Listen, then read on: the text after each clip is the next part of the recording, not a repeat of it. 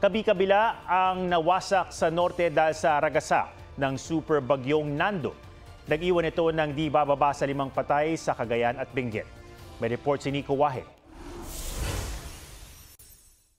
Halos lamunin ng Super Typhoon Nando ang Luzon base sa satellite video na ito. Ang mata ng bagyo di hamak na mas malaki pa sa tinumbok nito mga isla sa norte. Matinding hangin at ulan ang naranasan sa Basco, Batanes.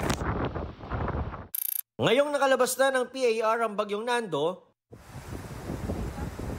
nabatid ang pinsala nito. Wasak ang seawall na ito sa Uyugan, Batanes.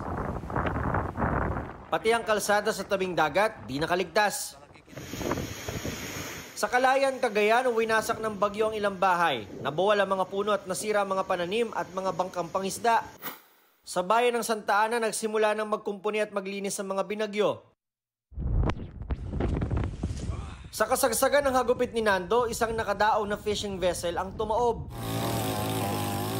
Ginamitan na ng chainsaw ng Coast Guard ang ilalim ng bangka para mailigtas ang 13 crew nito.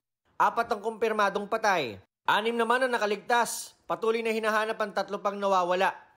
Pagkataob ng fishing vessel, marami sa mga crew ang pumunta sa engine room ng bangka para doon subukan makaligtas. Ilan nga sa mga namatay ay doon natagpuan. Landslide naman ang iniwan ng bagyo sa Tuba, Benguet. Wasak ang sasakyang ito na tinamaan ng guho. Naisugod sa ospital ang mga sakay nito na karamihan, mga senior citizen. Isang nasawi. Sa Santa Cruz, Zambales, halos hindi na maaninag ang mga tanim sa nalubog na palayang ito.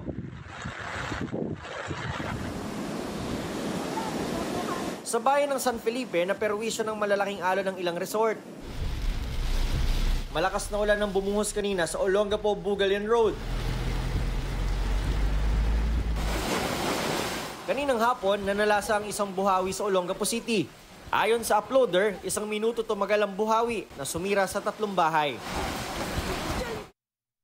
Sa Pampanga, nalubog sa baha ang bayan ng Apalit, pati mga negosyo na perwisyo ng pagtaas ng tubig. Ito po yung resulta ng flood control na hindi nila nagawa. Pero kung nagawa po siguro yun, baka ngayon hindi mangyayari itong ganitong sitwasyon yan.